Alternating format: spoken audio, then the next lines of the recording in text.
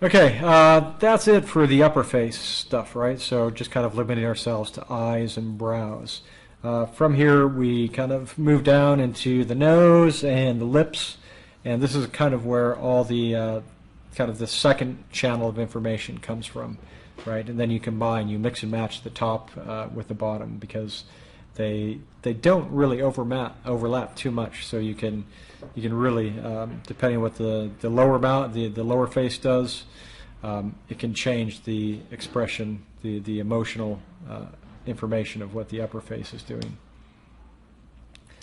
Okay, so here we go. This is actually, we're getting into kind of cool stuff now, because these guys are really kind of extreme, right? They convey a lot of emotion.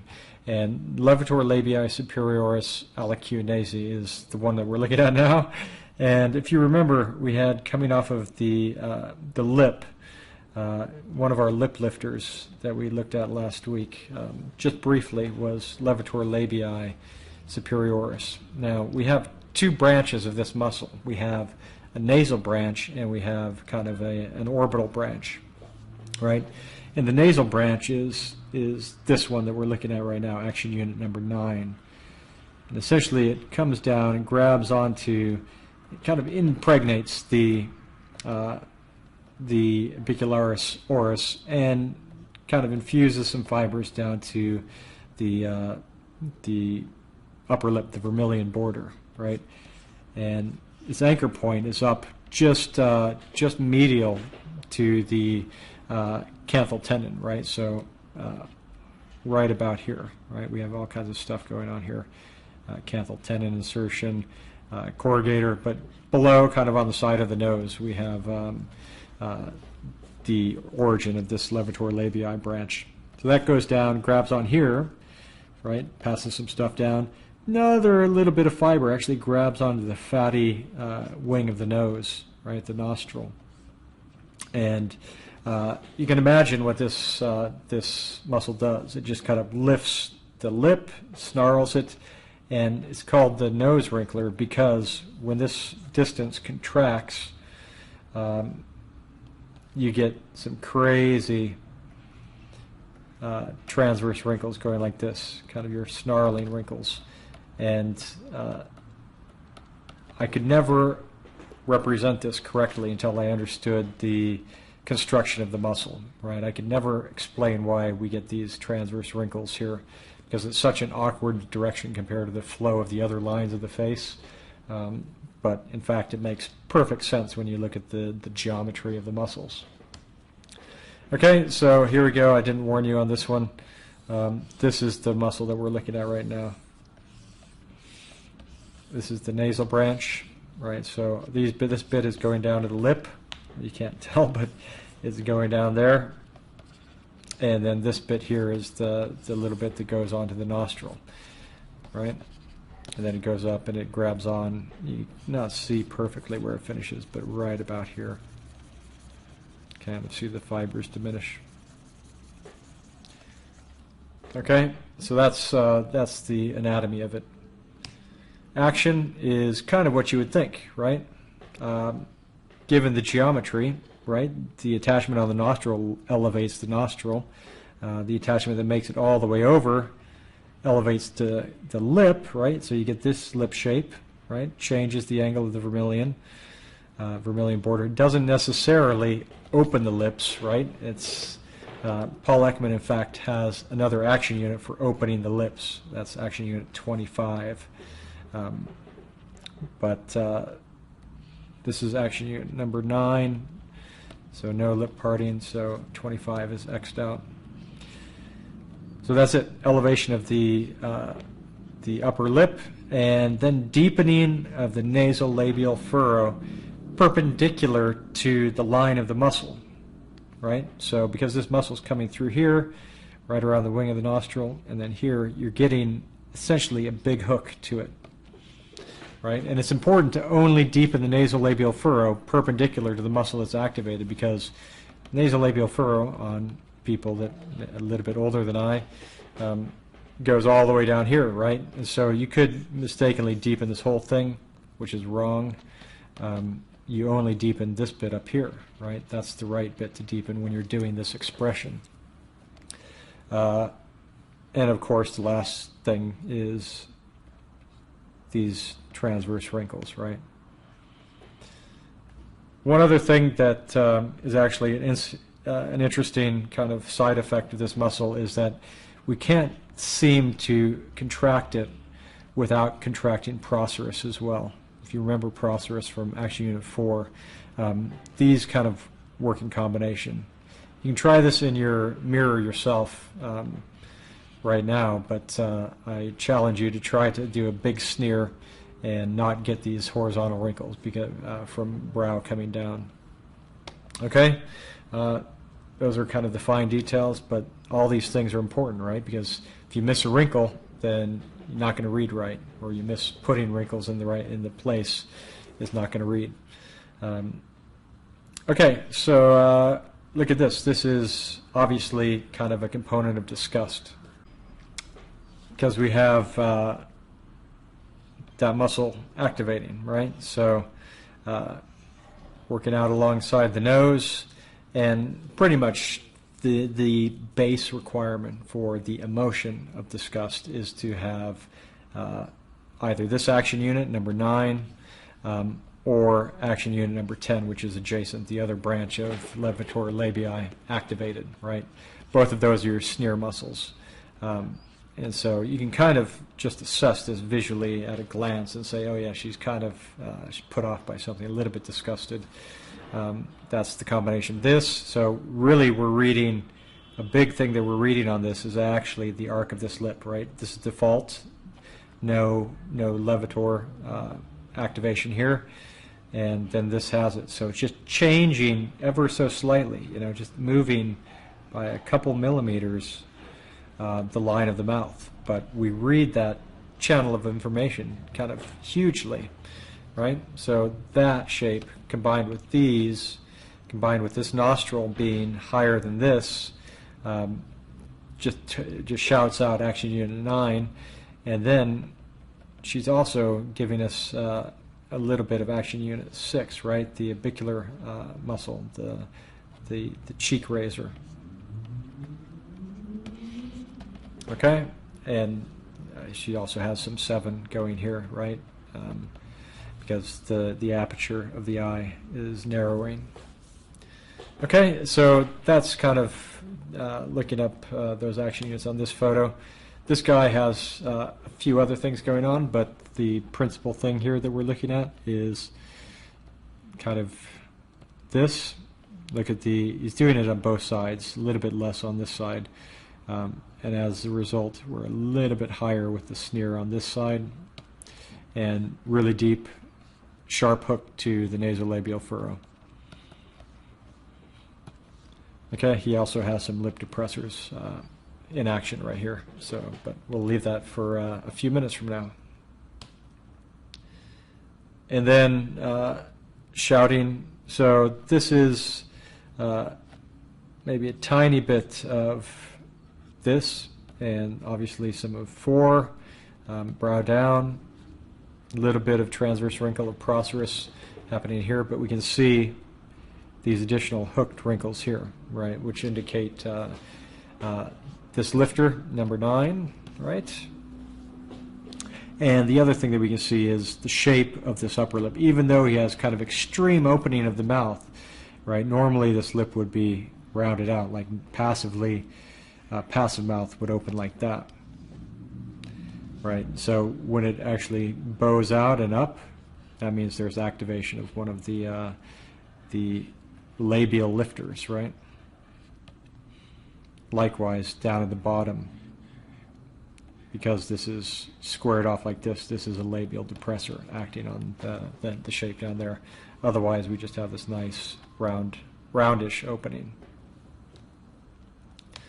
Okay, so to kind of summarize, this gives you these nice transverse wrinkles here.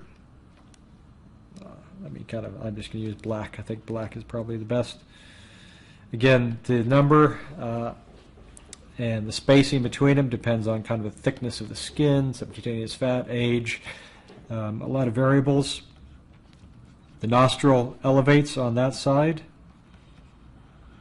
If this is an asymmetric shape, nasolabial furrow deepens and hooks down. And you get an elevation of the lip shape, right? Whatever the lip shape is doing.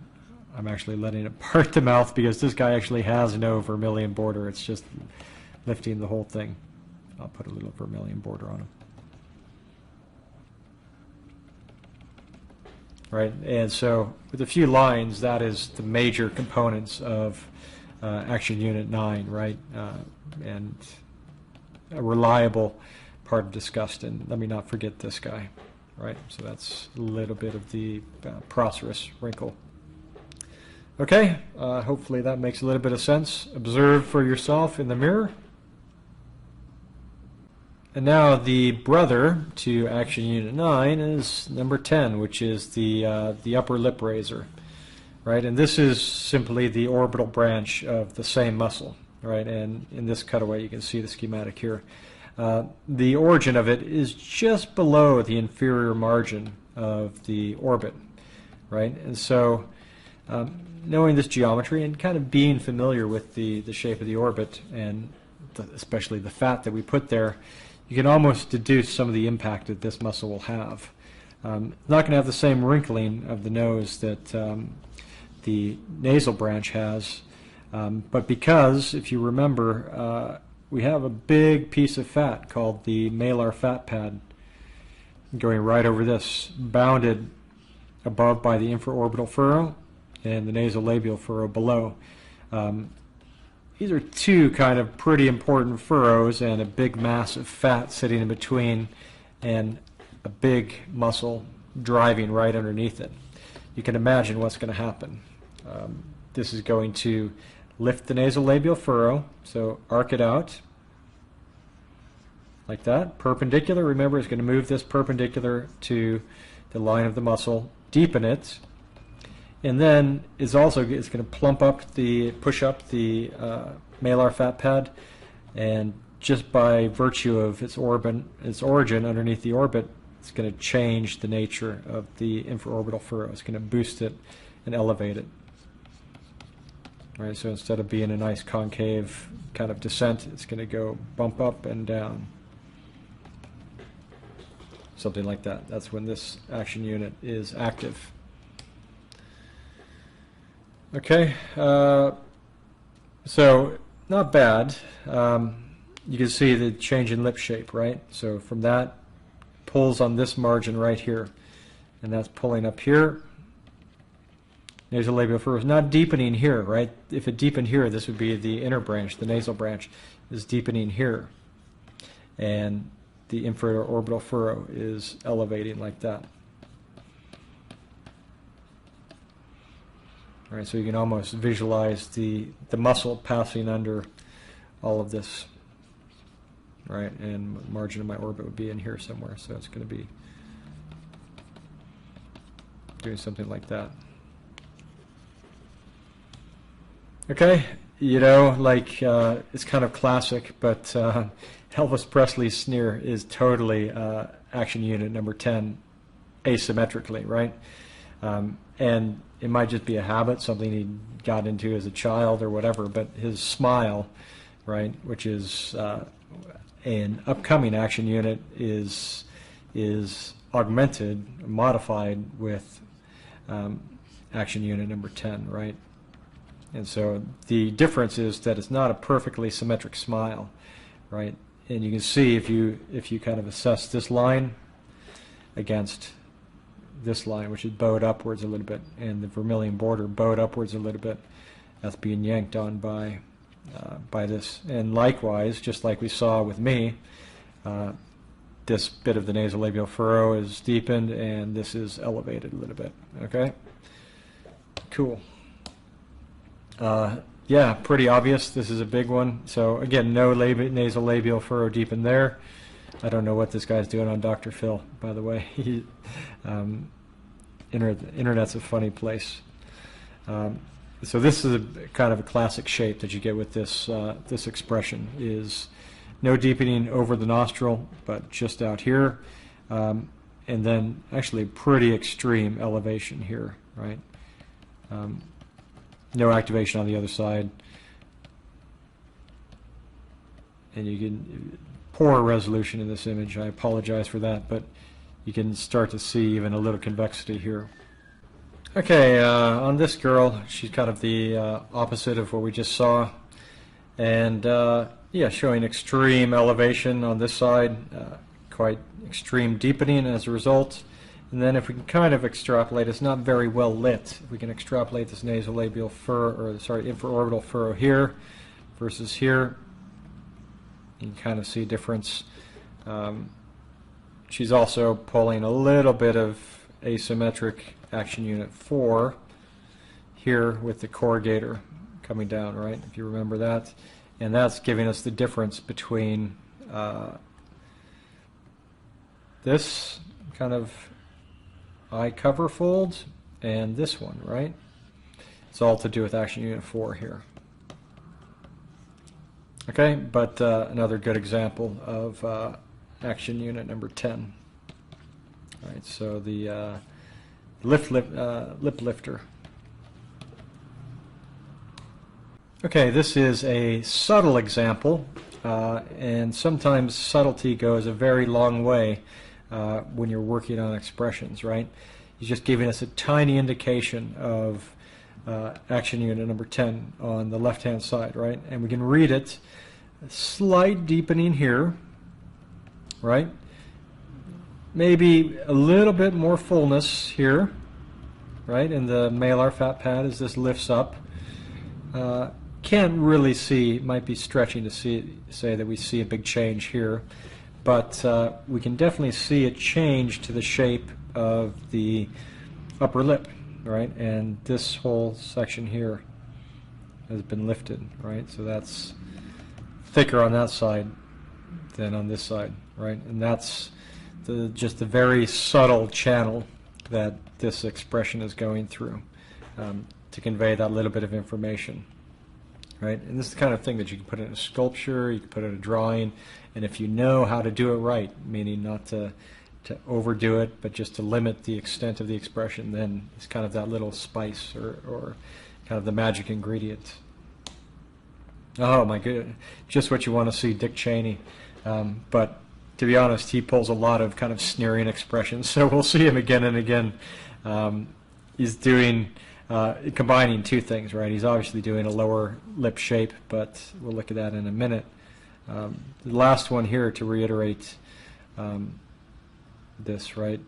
Really kind of pulling up on, you can almost even see in here how the fibers of the muscle, of the levator muscle, get down into the lip, right?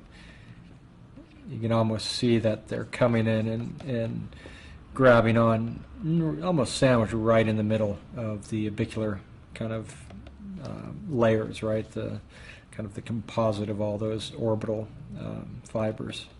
And some of this stuff just sneaks through the middle. And that's giving us this big pull, and even giving us a little bit of convexity here. Right? If you look at this shape,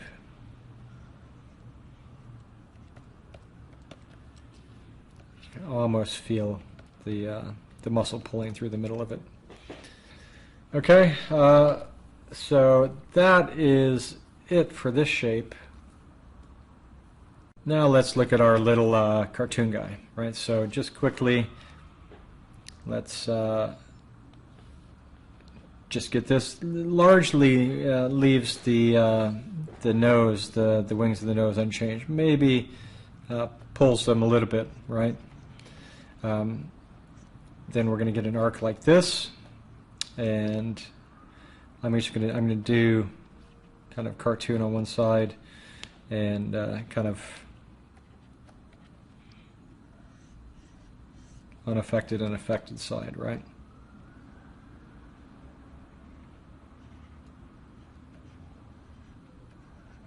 And essentially I'm drawing what Dick Cheney was just showing us, right? And that's it. The major thing is this angle, right? The deepening through here, this lift here. and this line. And this line being here as a baseline, right? And maybe I'll put the other nasolabial furrow in as a baseline too. Okay, so that's it. That's action unit number 10, right? So 10 going up through here, 9 going up through here. And those are our two levators of the upper lip. All right, as we work our way through this laundry list of muscles, hopefully this isn't getting too tedious. We get to something called the nasolabial furrow deepener, and the muscle is zygomatic minor, which means we're getting towards zygomatic major, which is kind of a big one. So this is just a warm-up, and in fact it's not much of a warm-up because zygomatic minor, let me put it this way, it sucks, right? It's really a weak, poor little muscle. You can see it here. Now this, it doesn't come down and grab onto the lip. It kind of comes in laterally in towards the body of the labial lifters, right? So levator labii superioris, and kind of infuses this whole area in here with some of its fibers, right? And you can, I don't know if you can imagine what this does. I guess you can, because it says here, all it does is deepen the nasolabial furrow, right? So if you imagine the nasolabial furrow here, this thing kind of pulls perpendicular to it, and voila, kind of following the rule, wrinkles perpendicular towards its action of pull, right? And so this is kind of it, right? Amazingly, I was able to do this without too much trouble, actually. But this is how the muscle goes, right? And some of its fibers actually spiral into orbicularis oculi, so it's kind of useful to know that to help you orient the pull. But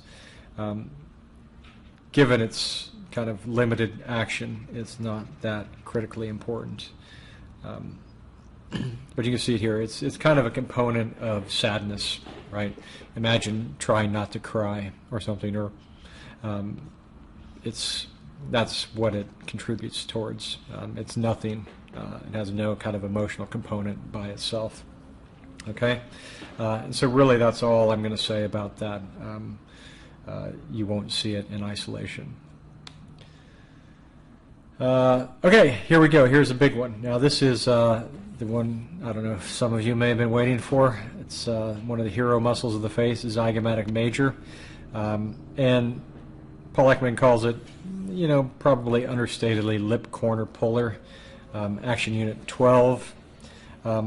It actually is our smile muscle, right? It's a big, maybe you could call it smile as opposed to lip corner puller, but I guess smile is to kind of infer emotion, and action units aren't about emotion. Action units are only about, well, action, right?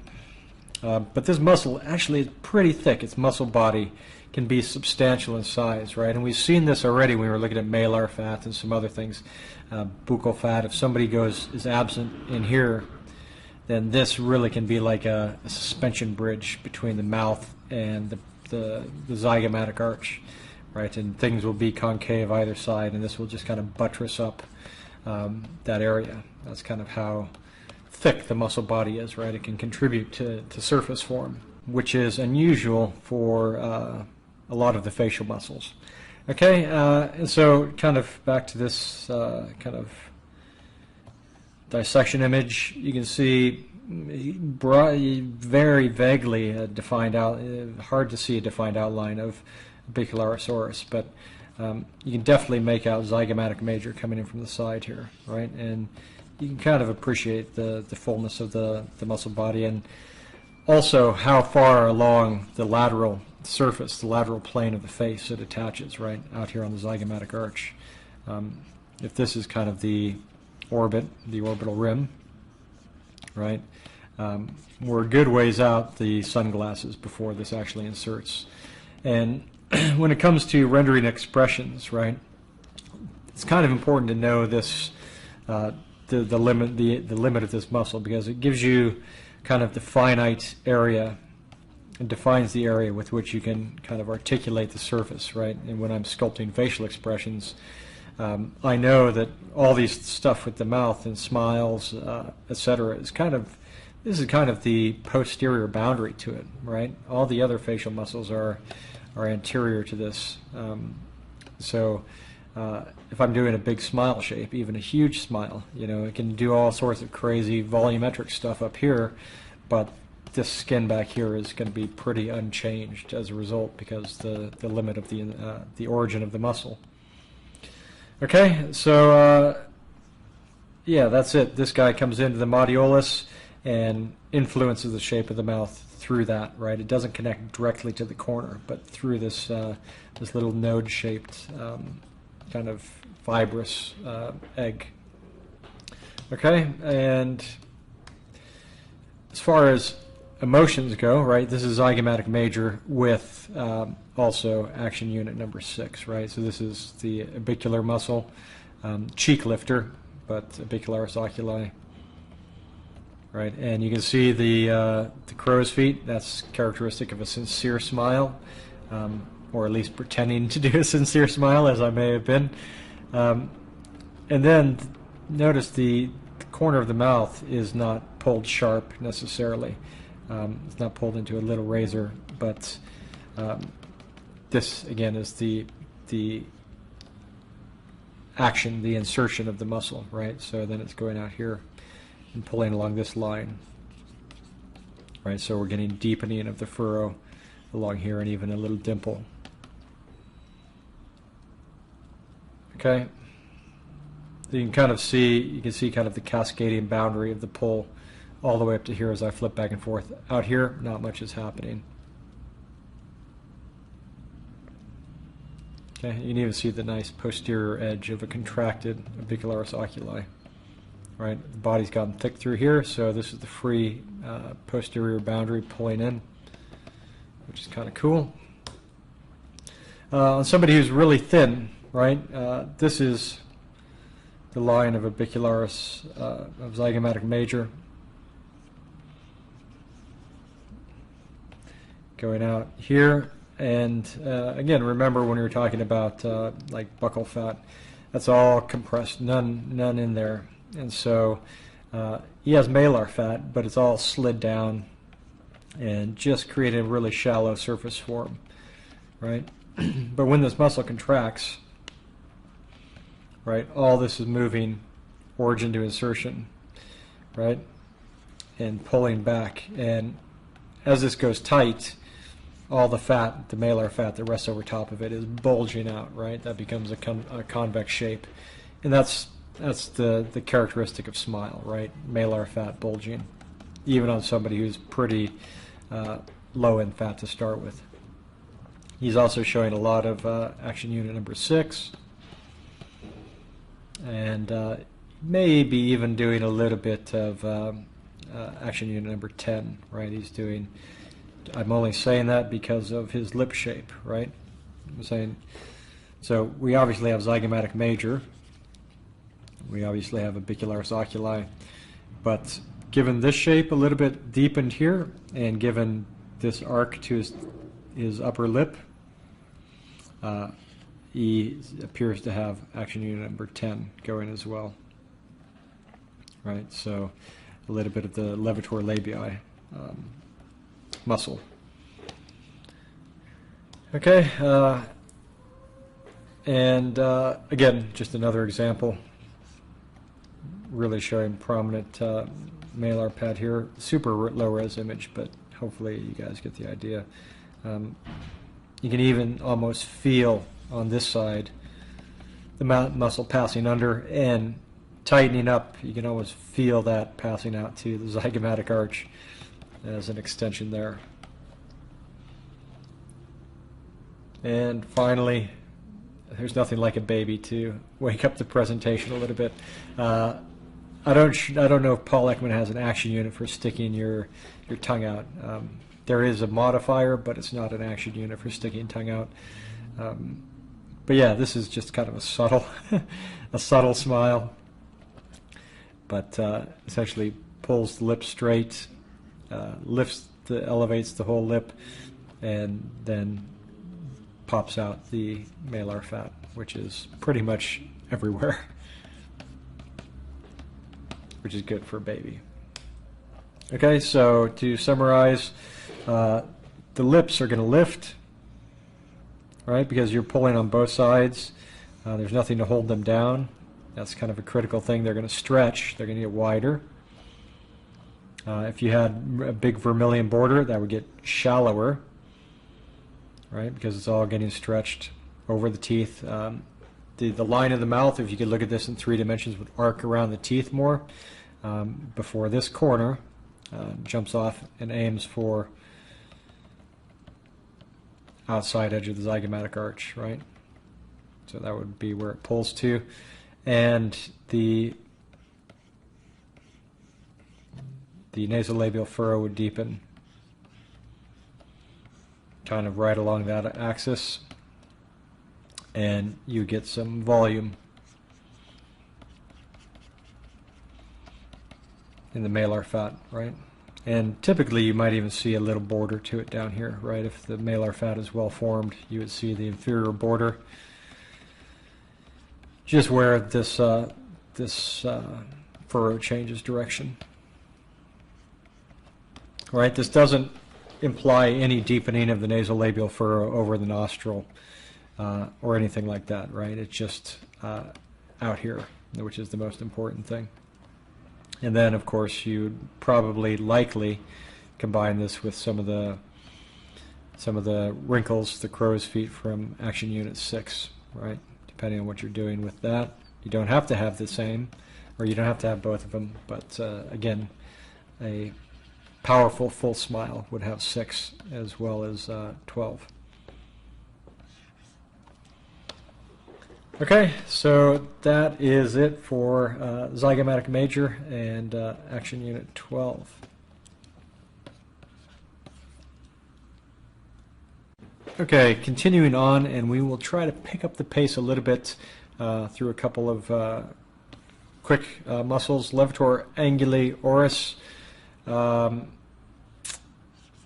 It's this one. It's the opposite of depressor anguli oris. So this one pulls straight up. It's also called caninus. It pulls up into the canine fossa, just probably right over top of your canine tooth. Essentially, it makes a really awkward shape in the mouth. I have no ability to do it.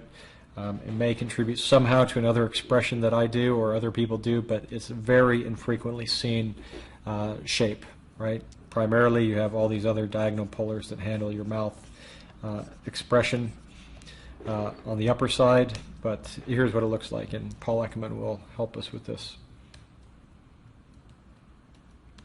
Okay, so somehow it pulls the sharp corner up. I have, again, no ability to do it, and he says himself it's a very rare thing to see, but it's a distinct shape, and sometimes you'll see it if you're deep into the details. Otherwise, I'm going to prescribe ignoring it. All right, let's get on to something more interesting. And that's Action Unit 14, the dimpler, right? And this guy is correlated to buccinator, right? And remember all this fat we've talked about? It all is named after, well, the buccal region. Buccinator is the muscle in there just over top of the teeth, right? Above and below the margin of the teeth. It goes all the way back to kind of the pterygoid muscles. And there's a little membrane that forms the back border of it, and then comes forward. You remember we saw some of these crazy fibers going back and forth like this when we were talking about the lips, which is cool, and it gave us the idea that this thing actually pulls the corner of the mouth along the teeth, right? And that's its action. It pulls it straight in, right, as opposed to wide. All the zygomatic major pulls it wide, right? This is way out here. The origin is way out here. Origin along the teeth pulls it very, very narrow. Okay. Now this is the dimpler. This is the dimple they're talking about right here. This is my extra dimple, but this is the dimple of deepening in the nasolabial furrow. And the other characteristic of this is just a deepening of the pocket here, right? So this corner is getting pulled right into the mouth behind masseter, right? So it's going deep. And you don't usually see it bilateral as an emotion or a component of emotion, but mostly you'll see it kind of asymmetrically on one side, right? Try it for yourself. Just try to pull the corner of your mouth along your teeth, almost like you're chewing something or passing something back and forth inside your mouth, because that's what it's for, right? But it also is a component of smirk, or more classically, Paul Ekman describes it as in fact, the critical component of disdain, right? And so, if you're just kind of dismissive of somebody, in fact, that's what you do. At least one, that component is always present, right? Some of Action Unit 14. I wouldn't say it's the case with this one, because this is quite extreme, right? So this is more of a smirk. But you can see that the direction relative to this side, look at the arc of the mouth, and then pull straight back. You can almost visualize the arch of the teeth in here somewhere, and then how it branches off to kind of the zygomatic arch. All the stuff that we've learned from studying the skeleton, that gives us the ability to kind of infer these directions, right? Okay, another one kind of to the other side. There's the dimple from the dimpler, right? This guy, here's the dimple from the dimpler. And kind of so deep. Okay, again, just asymmetric, just on the his left side, screen right. A little bit of this shape, but mostly deepening here. And yeah, we see that's just what you want, another full screen Dick Cheney, but full of disdain, probably, and doing it here. This is buccinator activated on both sides, right? So dimple, and this kind of opening of the mouth being pulled in along the teeth. And this is it asymmetrically, right? And you can kind of feel the emotional component of it looking at this. And then again, symmetrically, asymmetrically, and very subtly, exactly conveying that component of the disdain, right? You just see the difference in lip shape, very slight, kind of moving back here. And you may have even a little component of lip lifter as well. Okay, so let's see. This is a little bit difficult to draw just because of the dimension that we need. We need to kind of demonstrate this going back in. Essentially, this goes deep, right, and creates a bunch of shadowing as the corner of the mouth gets drawn into the kind of towards the teeth, and then we saw this kind of dimple in the nasolabial furrow, kind of like that.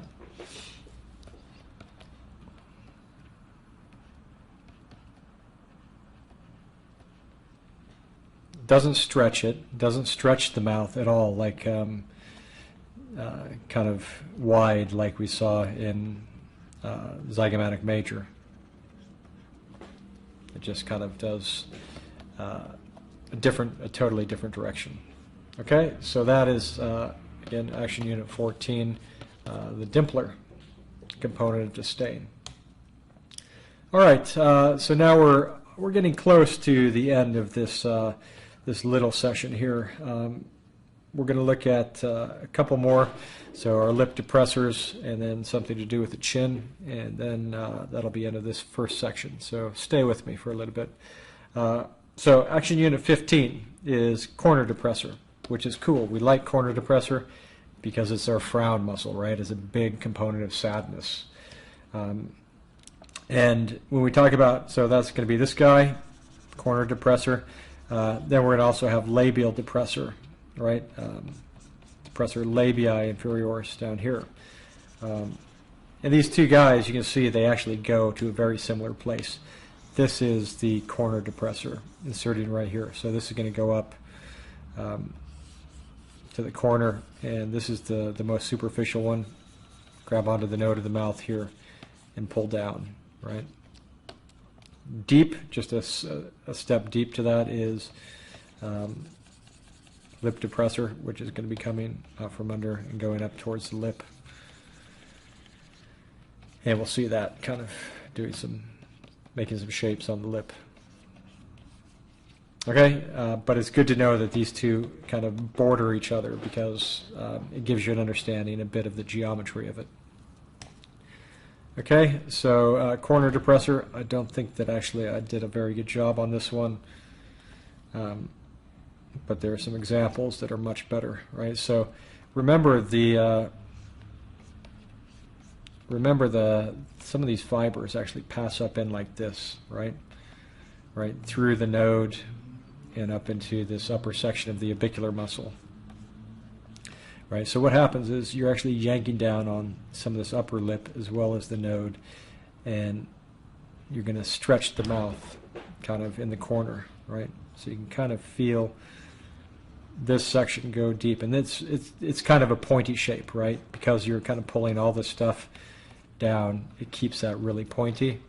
And you start, the big effect is depression of the corner, pointiness of the corner, and kind of a collection of stuff here, right? Again, working perpendicular, but it's not so much of a wrinkle as it is a bigger mass, because this muscle dives in deep to a lot of this stuff. So it's moving a bigger shape than just a superficial wrinkle like we saw up here. Okay, so in all these examples, you're going to see big round shapes as opposed to a bunch of fine wrinkles. Right, and so this bit of the lip is relatively unchanged. It's just out here that it lengthens, right? It really just kind of is a localized pull that stretches all that down. Okay, more or less unchanged, and then big turn south, and then there's the shape.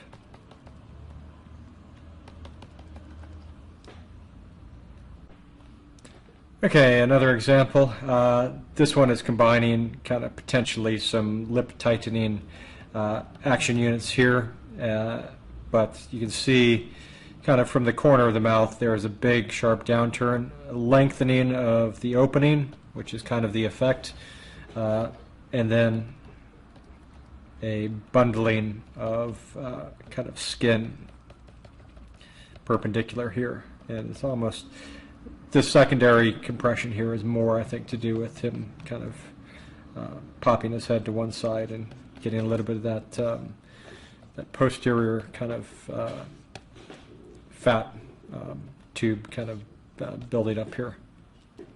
Okay, he's combining this with another action unit, which is the mentalis, which we'll see in a couple minutes. But again, it must not be a good day for politicians, right? That's 3 in a row. They're all kind of frowning. Yeah, that's the state of things, eh? Tough job. Okay, again, just classically showing us all these little indicators. And that's about it. Lengthening, keep the middle kind of more or less untouched, stretches, and gives some rounded form on the outside. Okay, so it'd be kind of like this.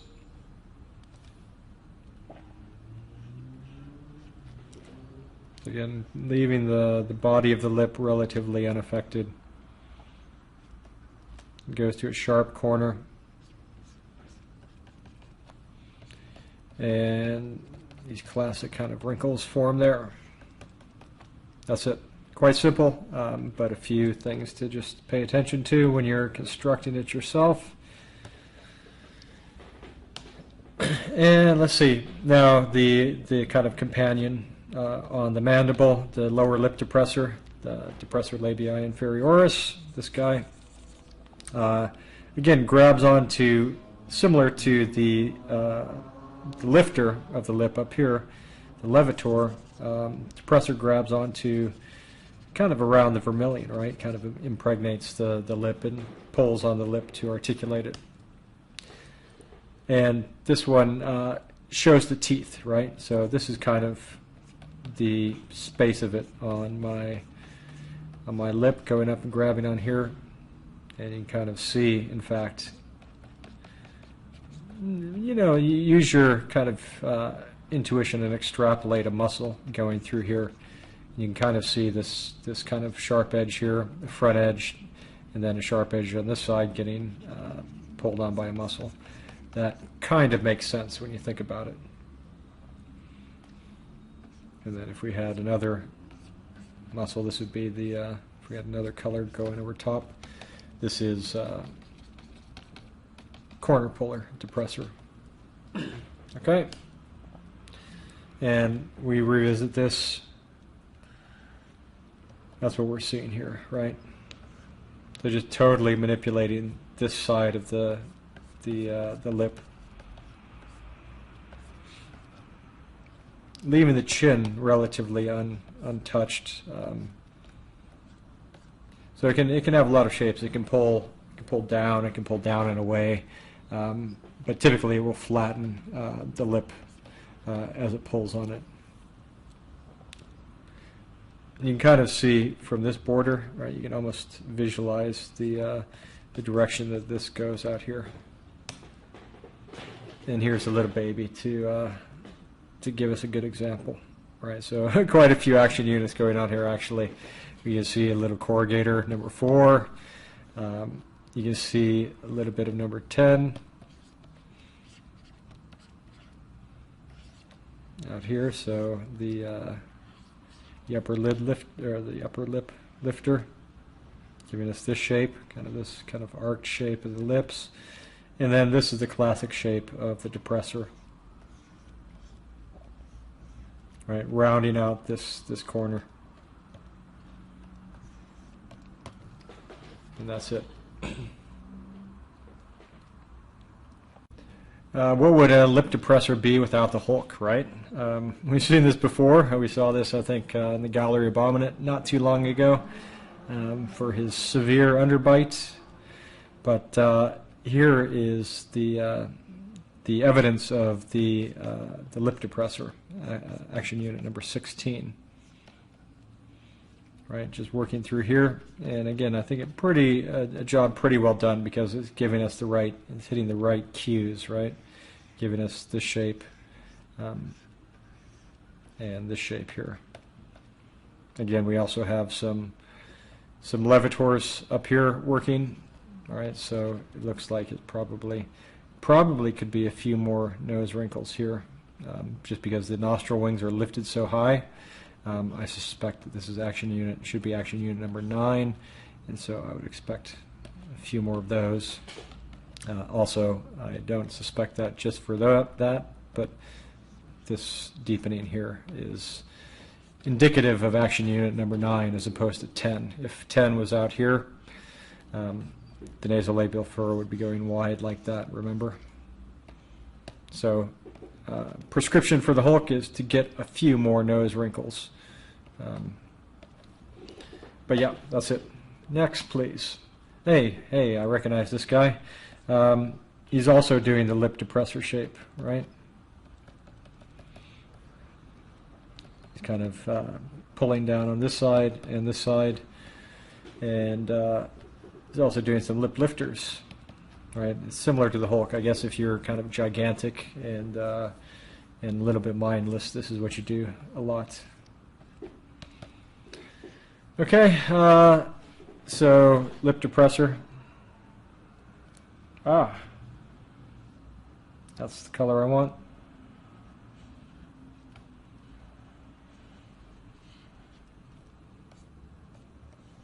Essentially show the bottom teeth. Asymmetrically, it shows one side. You do it together, it depresses the lip, and you should be able to see your gums and your teeth in there. This is not my most successful one, but let's combine it with another action unit and see if that makes it any better.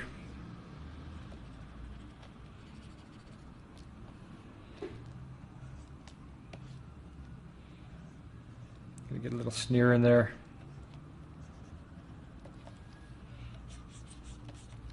And put a little bit of brow down.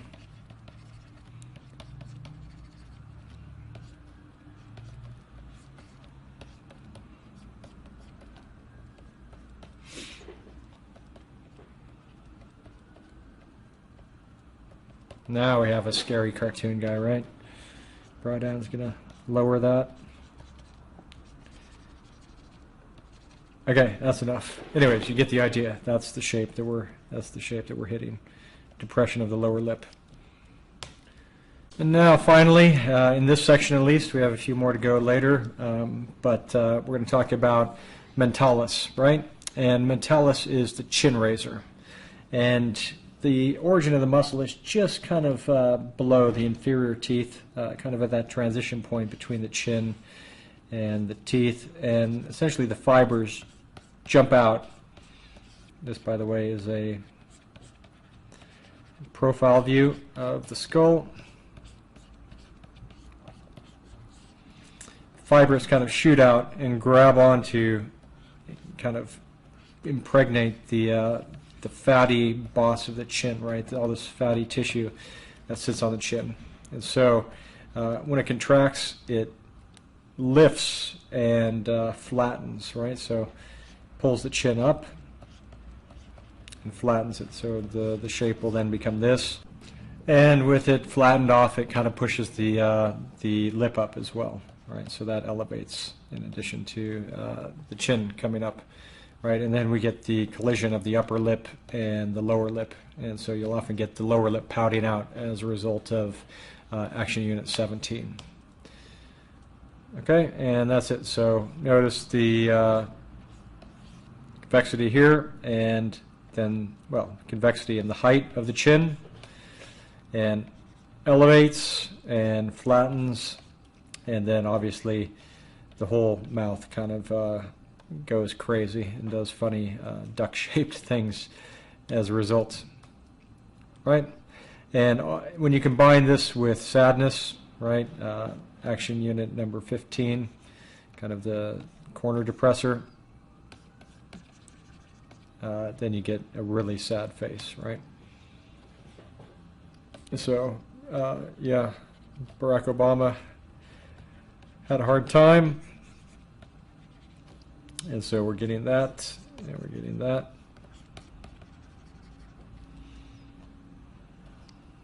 And so elevation here, and can kind of increase that wrinkle as well.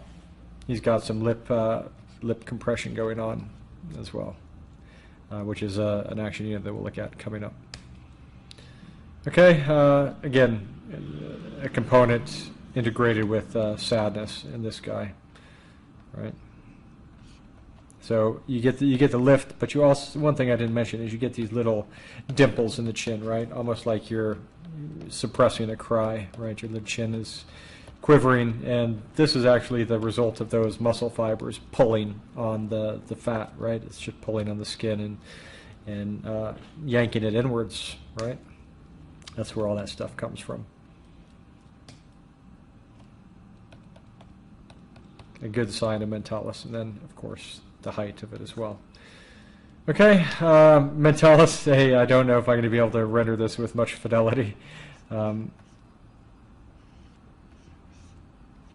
because he doesn't have a chin to start with, but if he did, it would go taller, and it would start to get these little dimples in it, right? And the lips would probably flatten out and pout a little bit.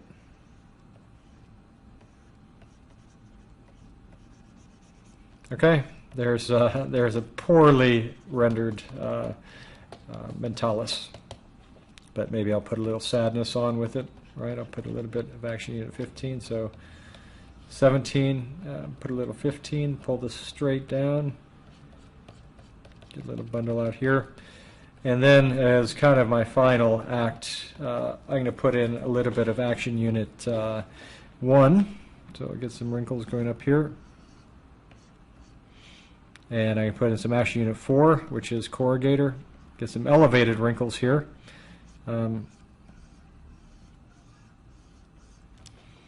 Action Unit 1 is pulling this up on the inside, the brow up. Action Unit 4 is pulling it down, so you get kind of a combined effect with the outside dipped and the inside elevated. And then Action Unit 4 also pulls down on the outside, but is pulled up on the inside, so you get this brow shape here, which is sadness. All right, let me just make this into a eyebrow instead of just a wrinkle. And there's a sad face, which combines, it's kind of a classically sad face, right? So we have Action Unit 1 right here for frontalis, Action Unit 4 here for corrugator, Action Unit 15 out here for depressor anguli, and Action Unit 17 for mentalis. I'm trying to think if there's any other components of sadness. This is kind of classic sadness here. Maybe I could deepen the nasolabial furrow.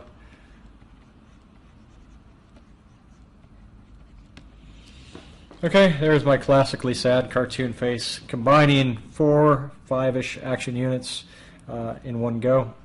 And so that, I think, is going to bring us to the end of part 1 of facial expressions. Quite a bit of stuff, quite a bit of material that we covered. We'll get some practice this week in exercises, and we'll also get a chance to play again in the Gallery Abominant and see kind of some other angles on this. But that will about do it for this week. So we'll pick up with part 2 of expressions next week and finish off with some other things about the face. Okay? I will look forward to seeing you again then. Thanks.